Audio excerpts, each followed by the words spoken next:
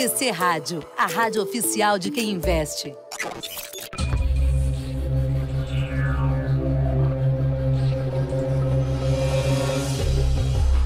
Começa agora os 10 mil deles. O reality cast que faz o seu tempo render.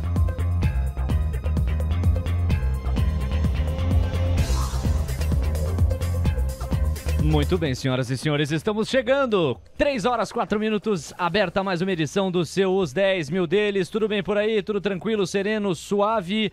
Vamos juntos neste 91º episódio. Significa que tem um feiradinho aqui, acolá, uma pausa de final de ano, mas 91 semanas atrás, em maio de 2020, esse projeto começou. Os 10 mil deles, mais uma vez de pé, o melhor da análise fundamentalista, com a pele em jogo, skin in the game, para os racionais de investimento que mais importam para você do outro lado, dentro das teses, dos racionais e das percepções de mercado dele, senhoras e senhores, Carlos Castrucci. Seja bem-vindo, Carlos. Boa tarde para você. Fala, Léo. Boa tarde a todos que estão acompanhando mais os 10 mil deles aqui, véspera de feriado, né? Então, último dia da semana. Vamos lá trazer um pouquinho dos acontecimentos do mercado. É verdade, véspera de feriado e semana que vem feriado cai na quinta mesmo com o Tiradentes. Então é um programa de uma leve despedida, né? Pra gente se ver daqui a pouco, 15 dias depois. Eu digo daqui a pouco porque, passa rápido. Vamos aos destaques dessa edição. Os nossos 10 mil recuaram 1,6%, mas ainda estão firmes no degrau dos 10 mil, R$10.660. Ibovespa também recuou no período, fechou a 116.782 pontos. Vamos ver o que rolou com a nossa estratégia. Em relação à moeda americana, leve baixa de 0,3%. Você vai entender por que a Movida sobrou entre os destaques positivos, 5% de ganho. Já havia 9,1% de queda. Tem o balanço do conflito entre russos e ucranianos, as questões inflacionárias e de manejo de juros dos Estados Unidos e do Banco Central Europeu. E aqui no Brasil, a inflação que surpreendeu até Roberto Campos Neto. Será que surpreendeu o Carlos Castrucci também? A gente vai falar da curva DI, que de maneira estressada prejudicou demais o setor de varejo e vai ficar muito ligado nas atualizações de diversificação da nossa estratégia. Tudo isso a partir de agora, nos 10 mil deles, é mais um capítulo vivo para você curtir. Este é o podcast Os 10 mil deles. Um reality que faz o seu tempo render. Muito bem, senhoras e senhores. Então a gente começa aqui esta grande conversa. No fundo é uma grande conversa sempre. Com os destaques da última semana para esta e pegar o racional do Carlos a respeito de alguns movimentos importantes. Por exemplo, vamos lembrar que no que diz respeito à guerra entre Rússia e Ucrânia, um capítulo parece distante. Ou eu te diria, ele saiu de pauta, já esteve em pauta com mais força, que é o tal do acordo de paz. Você tem, por um lado, uma certa estagnação do avanço das tropas russas, depois que elas intensificaram a ocupação a leste do território ucraniano, isso é um fato. E, de outro lado, o acordo de paz, que já chegou a entrar em pauta, em algumas maneiras, de um jeito mais animador, há algum tempo que a gente não vê concretamente. A tua leitura também vai por aí? Léo, esse é o tipo de assunto, assim, tem a máxima que não notícia é uma boa notícia, mas nesse caso não notícia é uma má notícia, né? Porque a gente joga contra o relógio, assim, então cada dia que passa, cada semana que passa e o conflito não é solucionado, me parece que a gente fica cada vez mais longe de uma resolução que nos leve para os moldes pré-conflito nas relações internacionais. E a inflação continua pressionando, né? Então o preço dos combustíveis continua elevado, a oferta de grãos e de fertilizantes continua prejudicada, o tráfego marítimo, né, mesmo assim, de commodities continua prejudicado. Então não é bom, né? O que a gente quer ver realmente é uma solução rápida, mas nada aparenta estar caminhando para isso. Sem dúvida. Gostei do que você falou, mas não notícia nesse caso, ela é danosa, porque a gente sabe, essa corrida contra o tempo que você falou, é para que se volte, não a uma normalidade, acho difícil, mas pelo menos um viés mais baixista das commodities, que há algum tempo não se vê, os preços estão esticados, estão difíceis de manejar, o impacto é direto para todo e qualquer produto e serviço praticamente. Tem que ficar muito ligeiro e qualquer atualização, sobretudo em prol de um acordo de paz, há de melhorar e muito o clima dos mercados globais. Bom, gente, falamos então rapidamente aqui da guerra Rússia-Ucrânia. Havendo qualquer tipo de atualização, nós seremos os primeiros a comentarmos. Estados Unidos, aqui tem assunto pra gente tabelar.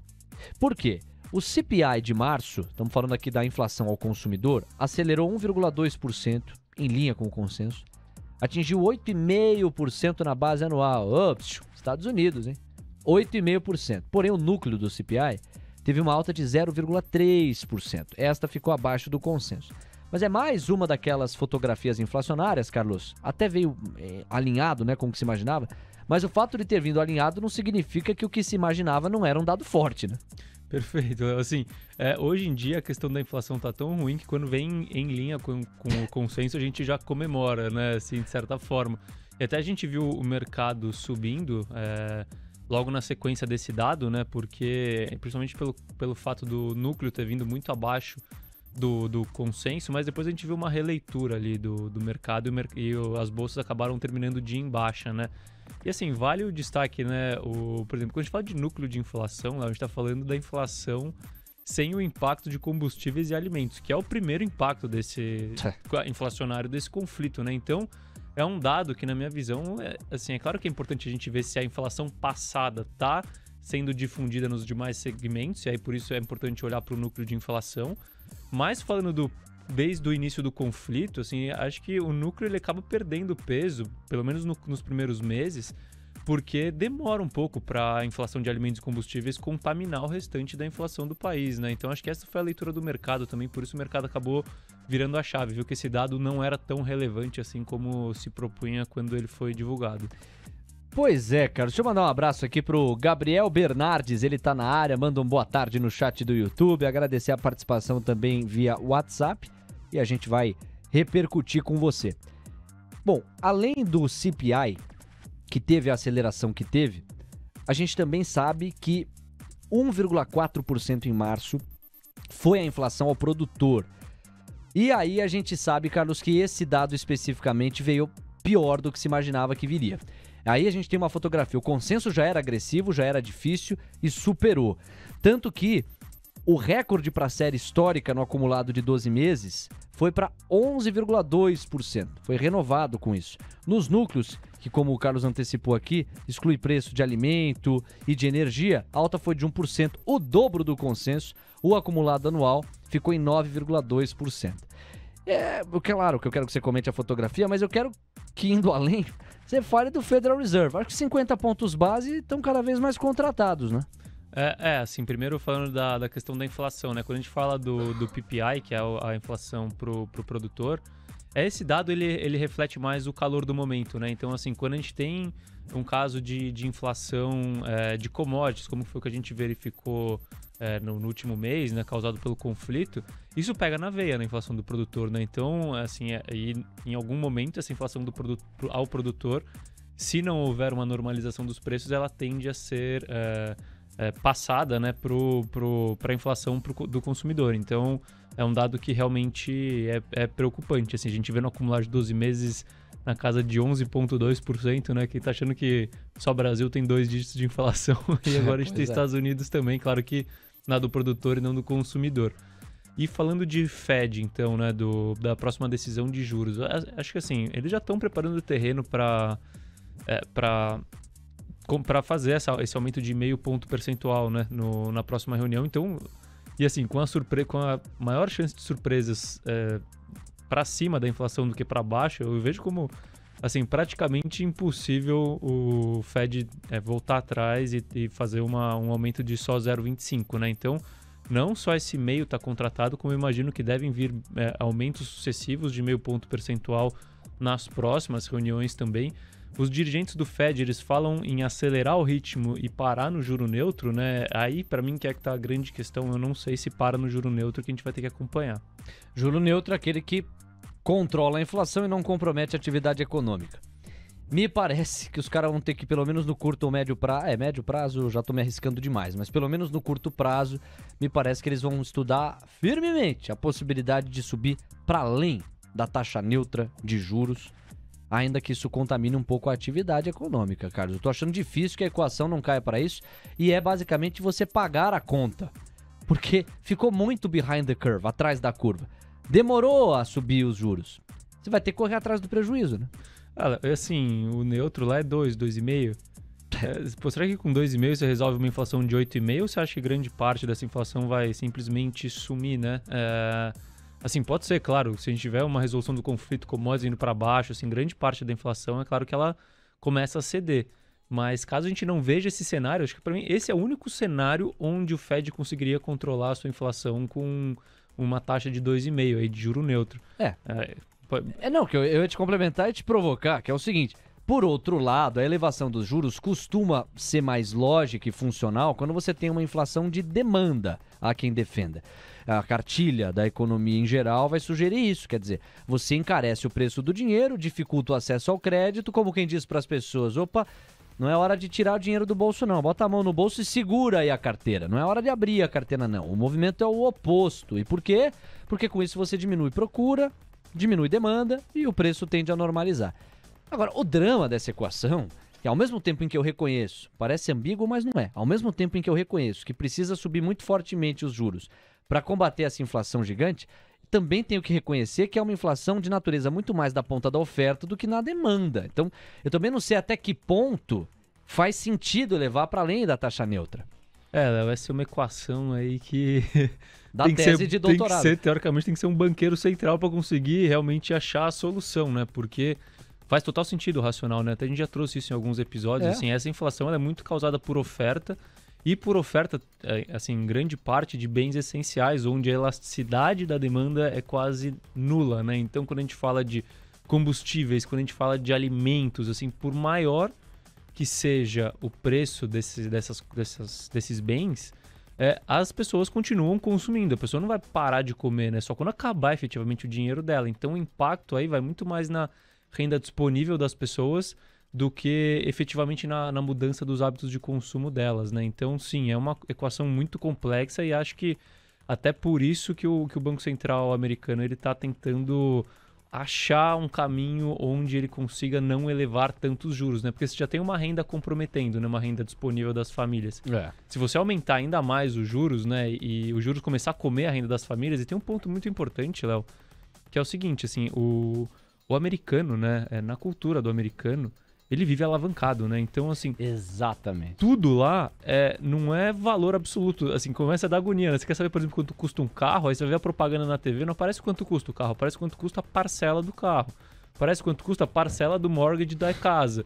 Tudo é parcela, entendeu? Então, assim, eu acho que eles estão tomando muito cuidado com o aumento de juros, porque, efetivamente, um aumento de juros nos Estados Unidos impacta muito o americano, né? Porque, assim, você para pensar, eu vou indo nível após nível aqui, Léo. Então, começando pelo fato dessas famílias viverem alavancadas. Quando você começa a subir os juros, assim, acho que até 3%, 4% muda pouca coisa, mas vamos supor que chegue a 8%, para ficar com 0 de juro real. Cara, imagina o cara que paga a parcela do carro, paga a parcela da casa, que é financiamento de 30 anos, que paga a parcela do barco e de tudo que ele compra, tendo que, com esse valor da parcela aumentando cada vez mais e num ritmo superior à renda dele. Então já começa por aí, ou seja, você começa a comprimir muito e a arriscar muito as famílias a entrarem num grau de endividamento onde elas não conseguem mais sair, criando, por exemplo, um problema de dívida. E aí a gente vai além. Assim, a gente sabe que a gente está falando dessas famílias que vivem alavancadas, a gente sabe que grande parte dessas famílias, para não falar a totalidade praticamente, são empregados, né? Então são funcionários de algum país, de alguma empresa. Imagina você levando as taxas de juros para um patamar onde você desestimula a criação de novos empregos, você desestimula o investimento em capacidade das companhias e acaba causando uma desaceleração econômica a ponto de causar demissões e aumento do índice de desemprego. Então a gente pode chegar numa equação, se o juros subir demais, onde as famílias que tinham emprego já estariam com a sua renda mais comprometida por causa do aumento de juros e elas podem perder essa renda. Então, assim, realmente tem que tomar muito cuidado com esse movimento, né? Porque não é só bolsa, sabe? Assim, a vida economia de muitas real, famílias, da economia real. E aí é um efeito cascata, um efeito dominó, né? Esse ângulo cultural, eu tenho certeza que muita gente não tem no radar ao falar da política monetária dos Estados Unidos. Porque tem como ângulo o ângulo brasileiro.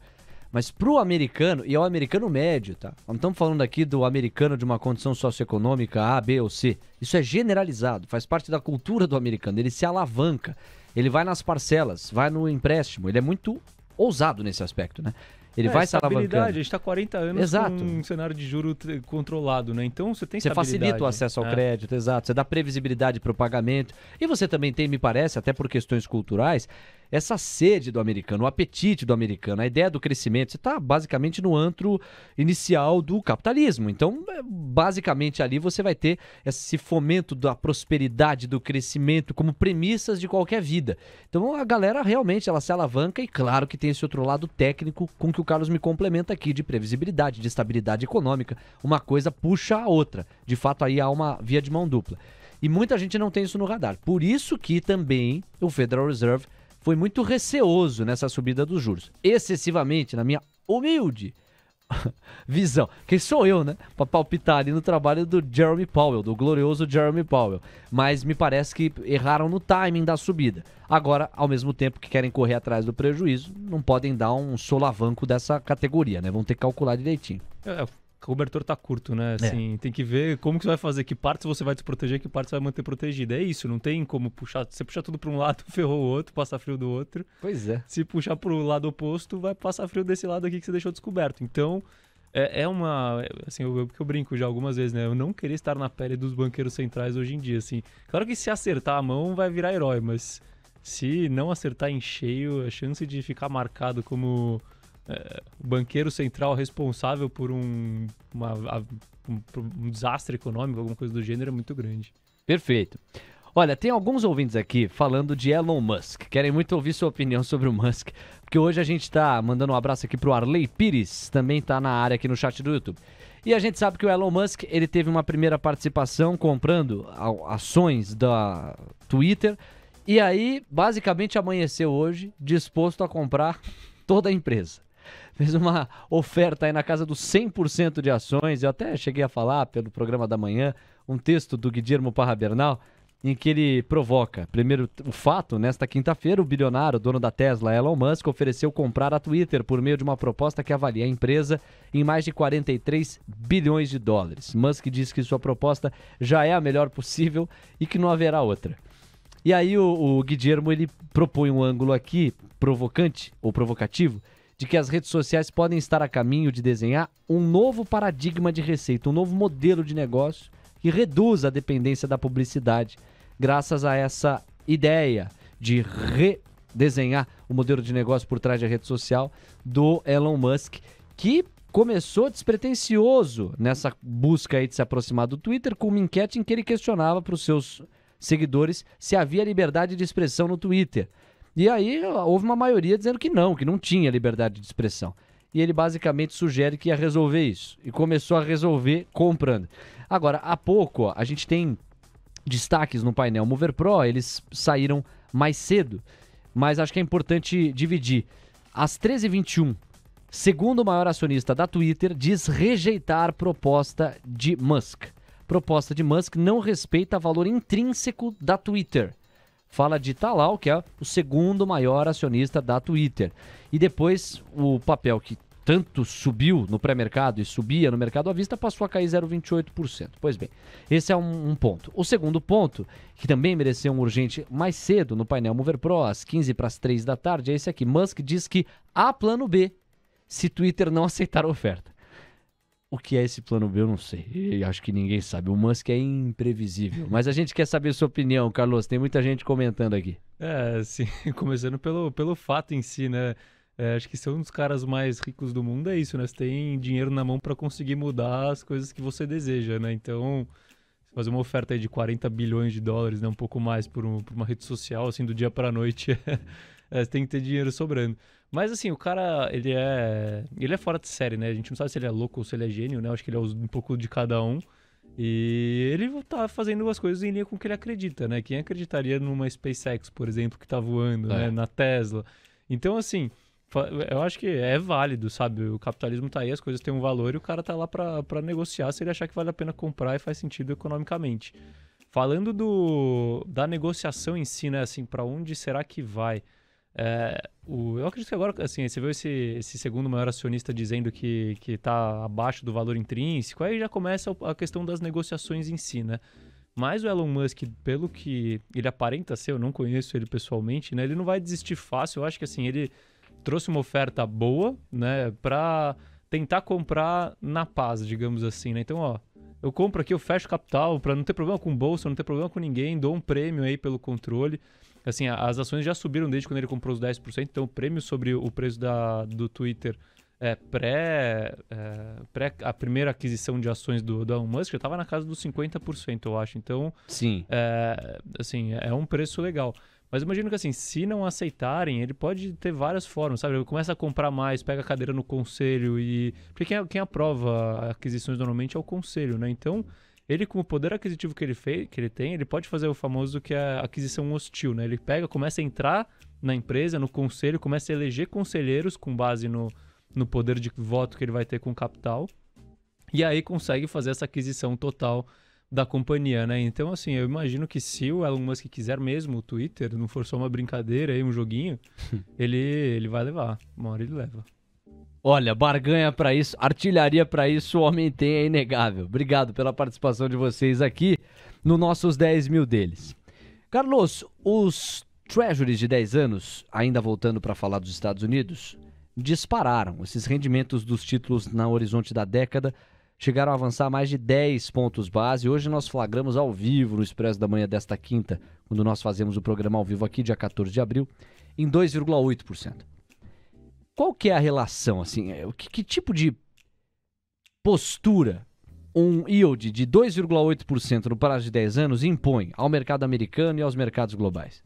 Léo, começa a pressionar, né? Porque lembra que a gente trouxe no último episódio a conta da relação preço por lucro do S&P, falando de prêmio de riscos e assim em diante. Naquela conta a gente usou o Treasury de 10 anos, que normalmente é o que você considera como taxa livre de risco, em 2,5%. E a gente já estava com prêmio de risco, né? Ou seja, para assumir o risco em ações, já em 4%, que na minha visão já é assim, o mínimo do mínimo, né? Sim. Então, eu acredito que a partir de agora, né, cada meio ponto percentual que sobe, né? Claro que até menos, né? Cada 0,20 ou qualquer coisa do gênero, a gente vai começar a ver correções no S&P um pouco mais fortes, porque o prêmio de risco para correr risco em ações, baseado naquela conta simples que eu fiz do preço por lucro, já começa a ficar abaixo da casa dos 4%, né? Então, assim, já começa a perder gordura, né? Já fica abaixo do histórico, abaixo do desvio padrão histórico.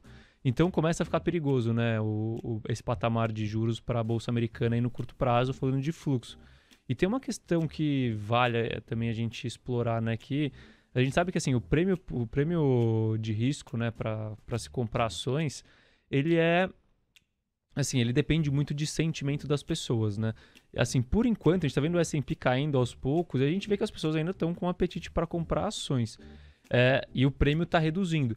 Só que se em um determinado momento a gente tiver um sell-off, alguma coisa assim, né, que assuste os mercados com volatilidade subindo muito, a gente pode ver o pedido de prêmio de risco dos investidores subindo. E aí se a gente tiver o juro subindo, mais o medo das pessoas subindo, que eleva o prêmio de risco para se investir em ações, aí o impacto pode ser bastante forte, entendeu? Porque um prêmio de risco para se investir em ações americanas na casa de 5%, por exemplo, para mim ele é o saudável, 4,5%, 5%, assim. 4 já é pouquinho, tá em menos de 4, então assim, falando de movimento de curto prazo, enquanto a gente não tiver mais certeza de onde o juro de 10 anos vai parar, para mim tá ficando perigoso assim, o mercado de ações americano. São 13h28 para... Ih, rapaz, Solange, o que é o prêmio de risco, ela pergunta. O prêmio de risco é o quanto o investidor está disposto... Peraí, deixa eu reformular. O prêmio de risco é o quanto o investidor de ações pede, ou seja, o quanto ele exige acima da taxa de juros real para se investir em ações, entendeu? Então, eu vou pegar o caso do Brasil aqui. Agora a gente está com uma taxa de juros, vou arredondar para 12%, né? 12% ao ano. Bom, então na renda fixa você tem 12% ao ano, garantido. Bom, quanto que você, investidor, quer de retorno esperado para justificar o seu investimento em ações? Você está 12% renda fixa certeza, eu quero pelo menos 17%. Porque abaixo de 17 eu tô correndo um risco ali que o 17 é incerto, o 12 é certo praticamente, né? Então eu tô correndo um risco que não faz sentido. Ou vai ter investidor que vai falar, eu só quero com 20, então eu quero um prêmio de risco de 8.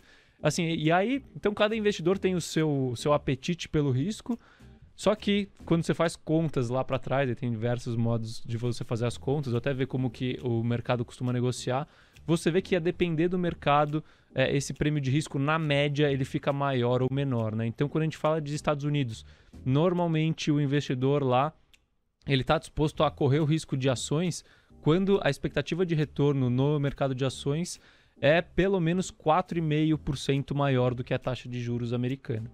Se for 5, melhor ainda. 4 ele ainda aceita, abaixo de 4 ele já começa a não aceitar mais. No caso do Brasil, a gente trabalha com 5,5, com 6, e aí... Só que a gente tem, claro, um histórico menos confiável, assim, né? Mais volatilidade nesse número. Mas 6 é um patamar que costuma ser utilizado dentro do mercado. Então, na prática, 2,8, vamos arredondar para 3% o título da dívida americana no prazo de 10 anos. Você tem garantido, certo, 3% ao ano.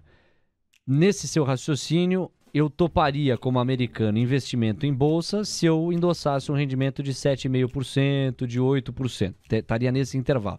Se os juros ou se os yields avançam muito, chegam, por exemplo, a 4%, aí a brincadeira já passa a ser de 8% a 8,5%. E assim a brincadeira vai aumentando. Quer dizer, se aquilo que é garantido, que é certo, que é a nossa curva de juros aqui, como referência para o futuro, né? Se aquilo que é garantido, que é certo, que é um retorno médio anualizado, vai se apreciando, vai aumentando, o prêmio de risco que eu vou exigir passa a ser maior.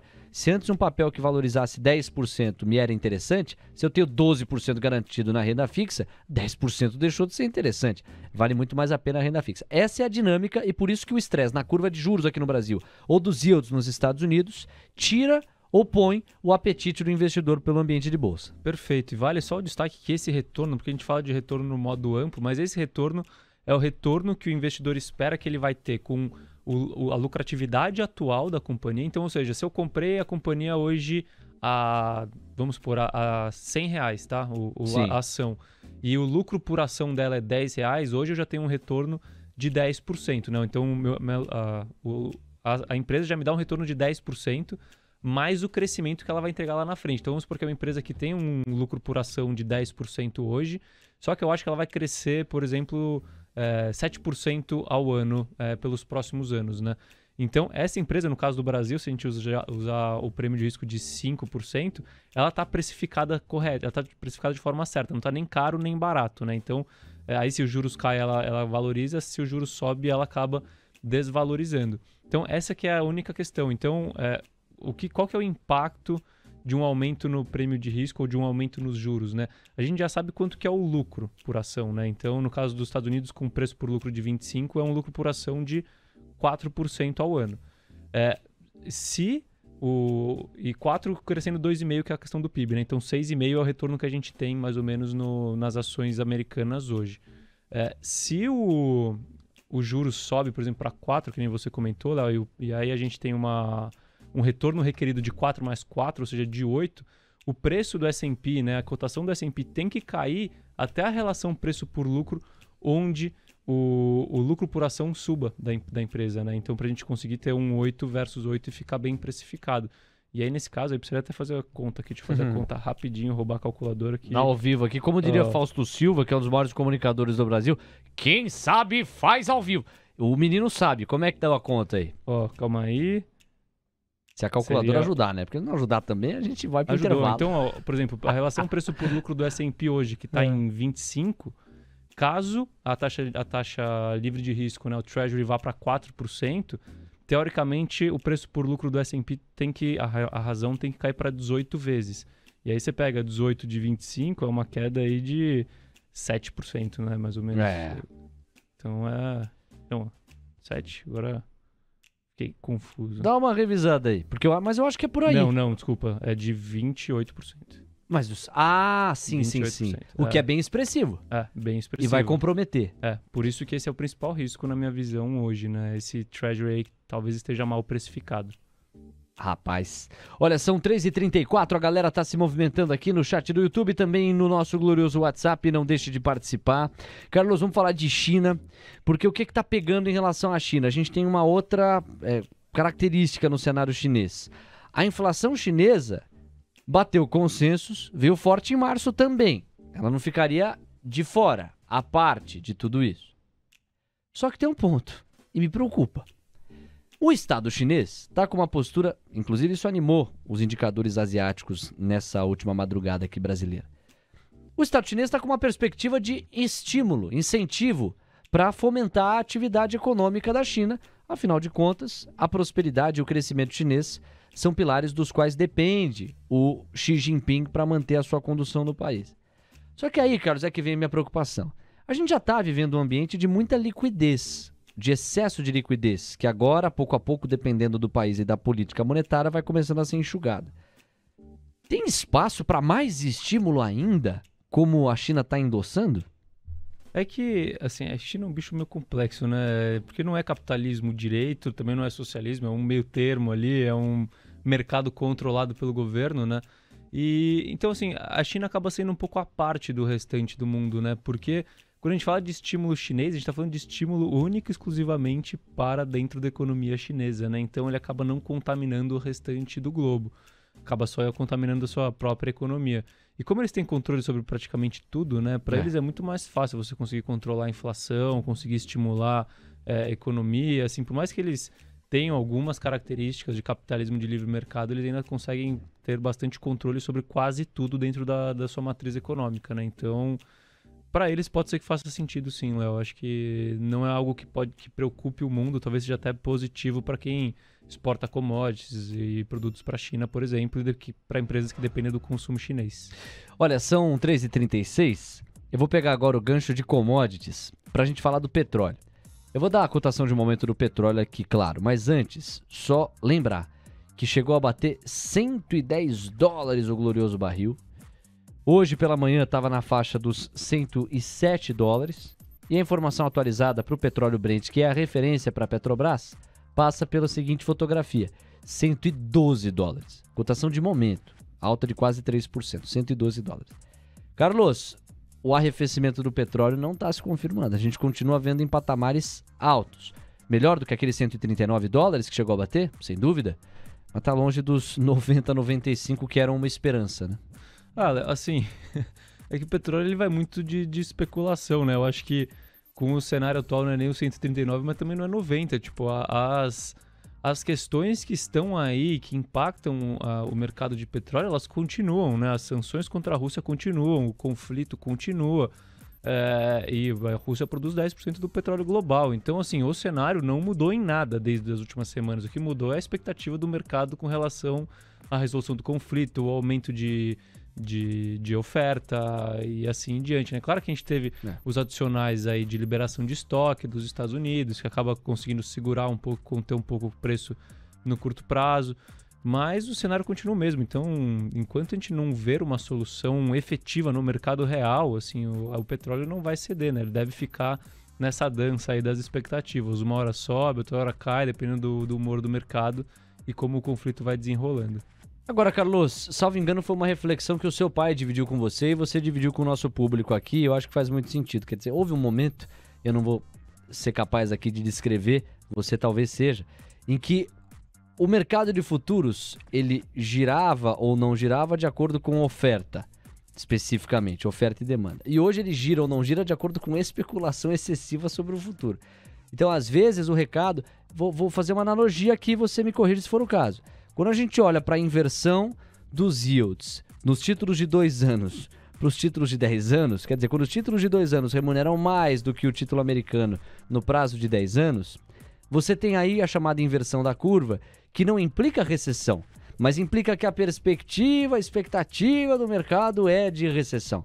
Eu estou fazendo esse cuidado porque é um pouco disso, né? O fato do contrato do próximo mês para o petróleo Brent estar em $112 não implica que as forças de oferta e demanda necessariamente o colocarão a $112, mas que na especulação do mercado, o ideal, o adequado é o patamar dos $112. É uma senhora diferença para a gente pensar em conceito. E antes não era assim, eu tenho a impressão, com base no que você trouxe do seu pai. Assim, se você pegar... Para que nasceu o mercado de futuros, Léo? Qual que era o objetivo do mercado de futuros? Era você proteger tanto o vendedor quanto o comprador das oscilações de preço no mercado à vista. Então, por exemplo, pegar o caso de agrícola, né? Bom, você está produzindo agora as suas commodities agrícolas, você fez a sua conta agora de soja, só que você vai entregar essa soja daqui a 6 meses, daqui a 9, 12... Eu só não... Fazer o disclaimer, eu não sou especialista, então eu tô colocando prazos hipotéticos, né? Mas você vai entregar lá na frente só essa soja. Agora imagina que a soja tá a $100 hoje, e você tá fazendo a conta com $100, aí você tá produzindo a soja, a hora que você vai vender lá daqui a um ano, a soja tá $30. E aí? Você quebra, você falha. Então o mercado de futuros é justamente para isso. Bom, eu tô produzindo, eu sei que o que o preço da soja tá $100. Então eu faço um contrato futuro onde eu vou vender a soja a $100 daqui a 12 meses. E aí acontece, independente do que acontecer com o preço da soja, eu vou estar protegido, porque eu vou ter garantido o meu preço. Foi para isso que nasceu o mercado de futuros, tá? A Bolsa de Mercadorias e Futuros era para isso. O que é maravilhoso. Se você isso dá uma previsibilidade na ponta da oferta gigantesca. Quer dizer, os custos que eu vou ter na minha produção serão compensados por um contrato que, independente das adversidades, das intempéries, vai me remunerar à altura para eu saber a quantidade mais adequada de produção, etc. Quer dizer, isso traz previsibilidade e permite escala. Ou seja, é muito bom. O problema é que no mercado de futuros, ele foi feito com essa lógica, para proteger tanto o comprador quanto o vendedor. Só que aí, porque como é um contrato, né? Ou seja, você está contratando que você vai vender 1.000 toneladas de soja daqui a $100 daqui a um ano. Ele é um contrato, ou seja, ele não tem disposição de capital, né? Você não coloca capital, você não está comprando uma ação, por exemplo, onde você já coloca o capital de cara, né? Então, o que acontece com isso? Você tem uma possibilidade de usar uma margem de garantia pequena de dinheiro, né, hoje em dia, e você acaba se alavancando, conseguindo se alavancar muito. Ou seja, sei lá, com $100 você consegue operar $50 mil, por exemplo, né, no mercado futuro. Então, o índice de alavancagem no mercado futuro ele é gigantesco. E o que aconteceu? Com o crescimento da atividade de especulação em bolsas de mercadorias e futuros, e vale um adendo, o especulador ele é fundamental até certo nível para esses mercados, porque ele dá liquidez para o mercado, né? Então, ele é fundamental, ele tem o seu papel.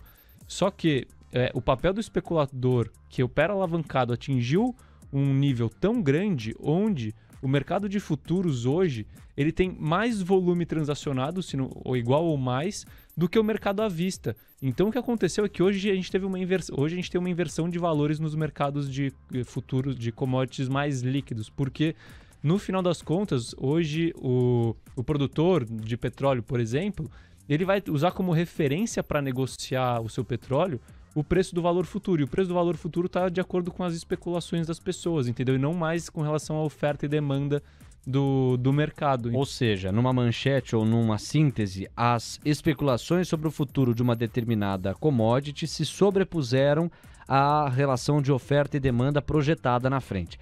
Basicamente é isso. Perfeito. Você acha que, por exemplo, imagina 80 anos atrás, será que o preço do petróleo ia sair de 70 até 140 e voltar para 100 num prazo de um mês? Assim, será que as relações de oferta e demanda mudam tanto a ponto de você ter uma volatilidade desse tamanho na cotação do petróleo, entendeu? Difícil convencer que sim, né? Não tem, assim. Então é muito por conta da especulação. Então a gente teve uma inversão de valores, de certa forma. Hoje, o que leva o preço de curto prazo, claro que no longo prazo aí a gente tende a ter uma convergência para oferta e demanda.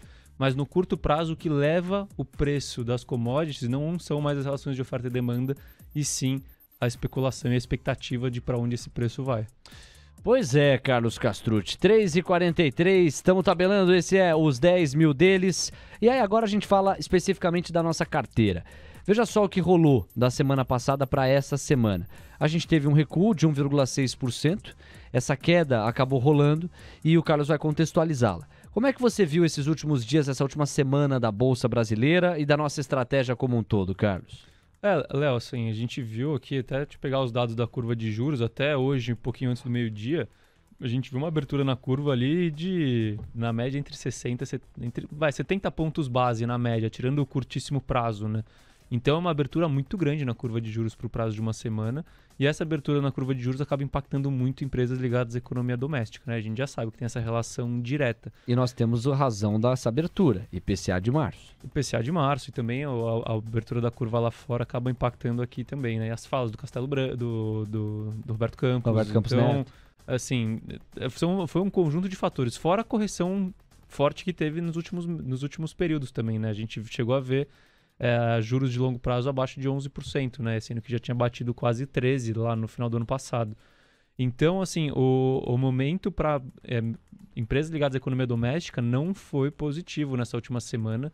E a gente costuma ter uma exposição bem maior a empresas ligadas à economia doméstica, né? O que ajudou muito a nossa carteira, Léo, essa semana, a não cair muito, foi justamente o que a gente trouxe na semana passada, que aquela nossa ferramenta de momentum, né? Fez com que a gente tivesse com 25% em caixa, mais ou menos, essa semana, mais uma exposição vendida de 10% no S&P, que caiu, sei lá, seus 2 e pouquinho por 2%, seus 2% mais ou menos. Então isso ajudou a mitigar um pouco das quedas, né? Mas enquanto a gente tiver essa pressão aí nos juros, as empresas da economia doméstica tendem a performar mal, principalmente varejo, construção civil e assim em diante, como a gente viu com a Via. Agora, Carlos, quando a gente olha para os destaques específicos, a gente vê que os papéis da Movida subiram 5%. O seu comentário? Esse foi estranho, Léo. Assim, porque eu não sei de nenhum fato novo. Claro que para mim a Movida é uma empresa, uma das minhas preferidas, né? Inclusive é uma das maiores posições do fundo. Só que é uma empresa que é bastante alavancada, né? Pela própria natureza do negócio. Então, o aumento na taxa de juros, ele acaba sempre impactando negativamente essa companhia. Só que o que eu vi nos últimos períodos é que todo dia ela está subindo um pouquinho. Então, não sei se tem algo... E como ela é uma small cap, não tem tanta liquidez assim... Eu não sei se tem algum fundo montando posição em Movida, alguns fundos, alguma coisa do gênero, porque ela tem conseguido manter a trajetória de alta independente do movimento do mercado ao longo dessa semana. Inclusive, acho que hoje ela estava subindo mesmo com o mercado caindo também. Ou seja, Movida com essa contextualização, traz o Carlos pra gente. Vamos agora para o destaque negativo. Via Varejo. Abriu muito curva de juros, já viu, né? Abriu curva de juros, tinha subido muito rápido, né, também. Então, Via é isso, né? E ela tá com essa volatilidade grande, um momento complicado. José Mauro Coelho está tomando posse na Petrobras. Será o novo presidente da estatal depois de aprovação do conselho da companhia. E nós temos condições de ouvi-lo já nesse discurso que ele vai fazendo. Vamos ouvi-lo. Agentes econômicos no setor para a expansão da infraestrutura do país e a garantia do abastecimento. Tal cenário, é importante que nós ressaltemos isso. Tal cenário leva ao aumento da concorrência, com benefícios para o consumidor brasileiro. Ok? Entretanto, não podemos nos esquecer da nossa responsabilidade social. Assim, investiremos em projetos socioambientais, programas relacionados aos direitos humanos e na solução de problemas sociais e ambientais. Isso também está no nosso plano estratégico. Na área de tecnologia, continuaremos trabalhando para maximizar a segurança da informação, a transformação digital e a inovação nos negócios. Não podemos nos esquecer também dos nossos compromissos com a transição energética, que é uma realidade. Nesse sentido, pretendemos neutralizar as emissões nas atividades sob nosso controle. E aqui abrindo um parêntese, embora a Petrobras já seja hoje uma das empresas de petróleo que menos emite, né, de menores emissões. Nós estamos acompanhando o racional do novo presidente da Petrobras, José Mauro Coelho, que toma posse nesse momento e fala sobre os planos de modelo de negócio e condições da estatal. Ao aprimoramento da geração e do gerenciamento dos resíduos de processos e a preservação da biodiversidade. Diretor Salvador, todas essas ações estão contidas, é assim que eu vejo, no envoltório de uma governança corporativa robusta, já existente, mas que pretendemos fortalecer e aprimorar ainda mais. Com tudo isso, seguimos comprometidos com a melhor alocação do capital, maximizando a geração de valor da empresa. Ministro Bento, é investimento, mas investimento com responsabilidade. Essa Petrobras mais forte e mais valorizada traz maior retorno para o seu acionista e para a sociedade brasileira. São mais dividendos pagos à União, mais participações governamentais, como os royalties, e mais tributos pagos a estados e municípios. E esses tributos pagos a estados, municípios, União, levam a uma maior arrecadação desses entes federativos e a maiores investimentos em benefício do cidadão brasileiro, gerando mais emprego e mais renda. Por fim, farei uma gestão que, claro, trabalhará com todas essas questões internas da Petrobras que acabamos de ver. Carlos, até aqui me parece um discurso bastante antenado com melhores práticas internacionais, longe de tocar em qualquer possibilidade de intervenção de preços e ainda assim ressalta a posição social que a empresa tem que ter também, as preocupações sociais. Léo, bom, estou gostando do discurso do novo presidente aí da Petrobras. Você vê que é um entendedor e que está tentando sair um pouco do assunto específico da controla preço ou não e falando num segmento mais amplo, né? Falando dos benefícios que a Petrobras traz para a sociedade. Tô gostando. Inclusive com o compromisso de questões sustentáveis, né? Tá falando aí de diversificação de matriz energética, redução da pegada de carbono. Vamos seguir ouvindo. E com os poderes executivos e legislativos dos estados. É uma Petrobras que trabalhará um pouco mais para fora também. Que Deus nos abençoe, que Deus nos guie e com o apoio do Ministério de Minas e Energia, do nosso Conselho de Administração, da nossa diretoria executiva, conto com o apoio de todos na condução dessa tarefa. Muito obrigado. Ele recebe os aplausos e está, portanto, empossado na condição de presidente da Petrobras, José Mauro Coelho. Dentro daquilo que a gente conseguiu pescar, o mais importante sob o ângulo e sob a ótica do investidor é pensar na saúde do modelo de negócio da Petrobras, na condição que ela terá de se mostrar competitiva, e o que a gente conseguiu capturar da fala dele vai nessa direção, um compromisso nessa direção. Léo, assim, um discurso muito alinhado com o que qualquer acionista de uma empresa espera, né? Assim, pensando no longo prazo, pensando em cumprir todas as suas funções, né? Com todos os seus stakeholders que a gente fala, né? Então, não só com seus acionistas, mas também com funcionários, com a sociedade de uma forma geral. Falando de planejamento de longo prazo, de transição energética, é um discurso completo, assim, para uma posse, né? Eu acho que tentando trazer todos os fatores que estão envolvidos dentro do negócio. Tem razão. E uma das falas dele mereceu o glorioso urgente do painel Mover Pro. Coelho defende prática de preços de mercado pela Petrobras. Ressalta que a estatal não pode esquecer a responsabilidade social. Sela o compromisso de investimento em programas sociais e ambientais, eu cheguei a parafrasear isso. Compromisso com melhor alocação de capital. Coelho também afirma, isso é até legal de eu tabelar com você, Carlos, porque para muito investidor, assim, poxa, como assim alocação de capital no caso da Petrobras? Não é banco, nós estamos falando do quê? Tem gente que não tem a clareza disso. E como você tem um caixa muito, mas muito relevante na Petrobras, é preciso gerenciar com muito cuidado a alocação dos recursos. A gente vai dar uma avaliada nisso já na tabelinha final nossa. E o Coelho defende também aperfeiçoamento da comunicação da Petrobras, para uma maior aproximação dentro do seu público com a sociedade. Petrobras vai ter maior interação com o Congresso, com o Poder Executivo, com a sociedade. Está empossado José Mauro Coelho, é o novo presidente da Petrobras. Sobre essa questão de alocação de capital, que tipo de leitura a gente pode fazer desse snap aqui, desse compromisso lançado pelo Coelho?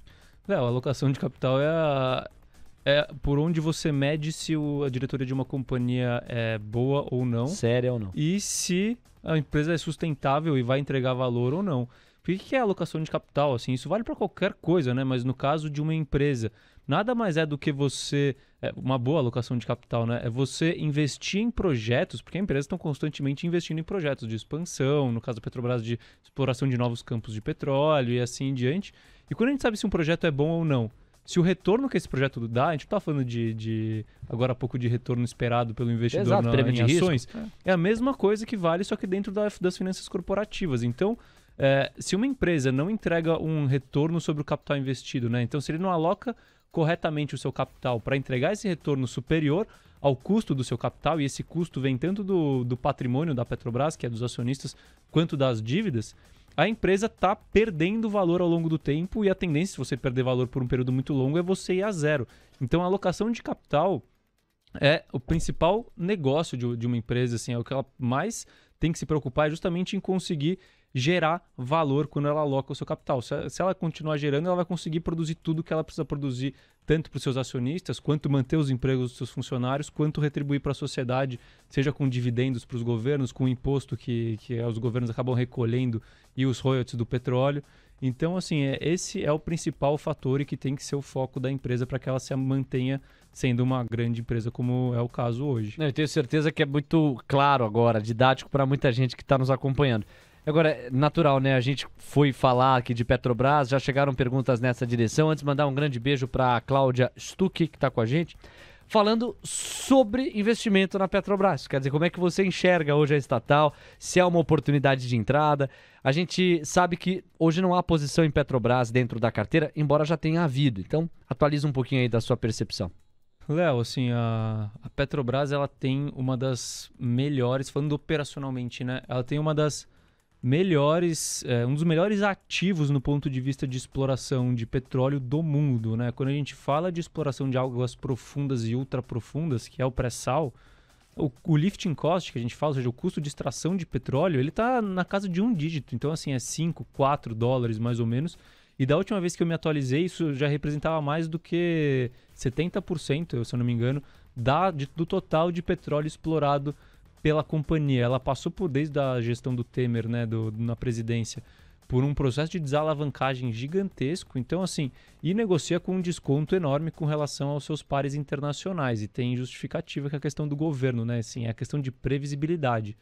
A Petrobras continuando no status quo, ou seja, no que ela está hoje, então apesar das trocas de comando que a gente está vendo desde o governo Temer, que começou com o Pedro Parente, se ela continuar nessa trajetória de boa alocação de capital, de redução de venda de ativos não core, que a gente fala, ou seja, que foge da parte de exploração e produção de petróleo, com desalavancagem do seu balanço, se ela continuar nessa trajetória, principalmente, pelo menos na próxima transição de governo, aí, depois das eleições, é uma empresa que é muito barata, tá? 100 dólares do petróleo ela é ridiculamente barata, a 60 dólares do petróleo, 70 ela ainda é barata, tá? Então, por quê? Porque ela tem esse prêmio do Brasil, né? Fator então, Brasil, assim, se a gente tem Brasil. uma virada de chave ali, ferrou. Então, assim, falando da empresa, ela é muito boa, só que a gente está no ano eleitoral e tem que tomar bastante cuidado, porque isso pode virar completamente. Assim, o longo prazo da Petrobras realmente é um conjunto de curtos prazos. Assim, você tem que analisar ano após ano, porque tudo pode virar do dia para a noite.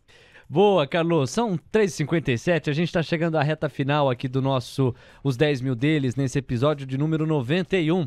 Nós vamos fazer uma festa no episódio 100, hein? Fazer um negócio aí, vamos planejar um negócio. Eu conheço um cara que tá tocando também agora, DJ. Menino bom, hein? De repente a gente faz um bem bolado aí. Imagina, ia ser bom, eu vou fazer uma festinha dos 10 mil deles by DJ Carlos Castrucci, ia ser legal, hein? Quero ver, vai lançar tendência nessa. Então são 3h57, a gente tá chegando ao final. Carlos, só queria que você encerrasse projetando o olhar do investidor nessa próxima semana aí. A gente vai ver feriado de Tiradentes bater a porta, inclusive nós nos vemos não no dia 21, feriado, mas no dia 28, aí sim estaremos de volta com os 10 mil deles. Quais são os pontos de atenção? E tem também questão de liquidez, semana mais curta, muita gente que pode se dar ao luxo, tirando o pé entre o final dessa semana agora até o início, não da outra, mas da próxima, meio que grudando Páscoa e Tiradentes. Já conversei com algumas pessoas que vão fazer isso, enfim, traz o seu olhar aí pra gente fechar. Boa, Léo. Assim, o que tem que acompanhar de perto, continuar acompanhando, é a evolução dos conflitos, a evolução das falas das principais cabeças ligadas à política monetária, tanto da Europa quanto dos Estados Unidos. E, claro, no Brasil sempre ver se não vai ter nenhuma surpresa aí de risco fiscal, qualquer coisa do gênero, né? Eu acho que o mercado já está dando uma boa corrigida aí desde a sua última pernada de alta. Então, qualquer notícia levemente positiva no campo de inflação, ou mesmo no conflito, pode estancar essa alta nas curvas de juros, até começar a diminuir um pouco a pedida de prêmio de juros na curva, e isso pode trazer a bolsa para patamares mais altos daqui para frente. Eu acho que o principal destaque assim, tem muita coisa bem barata e que, assim que a gente tiver uma normalização, quando as expectativas de inflação começarem a reduzir, de juros começarem a reduzir, a gente pode ver um movimento forte de empresas ligadas à economia doméstica brasileira. Se vai acontecer essas próximas 2 semanas, não tenho ideia, eu acredito que não, mas uma hora isso vai acontecer. Muito bem, Carlos Castrucci, super obrigado com isso, um abração e não semana que vem, mas na outra estaremos de volta com mais uns 10 mil deles, um abraço e até lá. Valeu, obrigado a todos que acompanharam a gente e então em maio estamos de volta, né? Já maio? Maio, Não, né? você tá emocionado. É 28? É, 28. Quase maio. Ainda estaremos então, em abril. Finalzinho de abril estaremos de volta aí. Pô. Se tiverem dúvidas, é só mandar. Tava querendo tirar umas férias, não consegui. Exato, eu acho que é um teste, porque no final do episódio anterior ele já tinha testado umas férias. Valeu, Carlão, um abraço pra você. Valeu. Obrigado a galera que acompanhou, que viveu com a gente mais um capítulo aqui dos 10 mil deles. A gente se vê no dia 28 de abril. É abril, hein, cara? Não é maio. Abril estou aí. Tchau, gente, um abraço.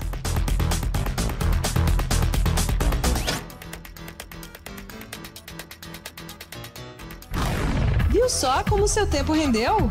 Os 10 mil deles volta na semana que vem. Disclaimer.